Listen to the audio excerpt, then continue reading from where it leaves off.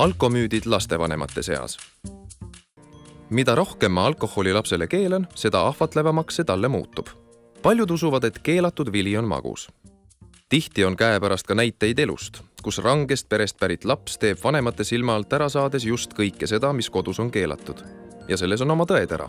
Kuid tegelikult pole võtmeküsimus piiride olemasolus, vaid selles, kuidas piire seatakse. Kui reeglid on lapsele arusaamatud ning tema eksimusi saadavad vaid selgituseta karistused, on lapsel tõepoolest raske reegleid austada. Kui aga piirid kehtestatakse lapsega koos ning ta leiab rasketes olukordades tuge ja mõistmist, siis peavad ka kokkulepped paremini.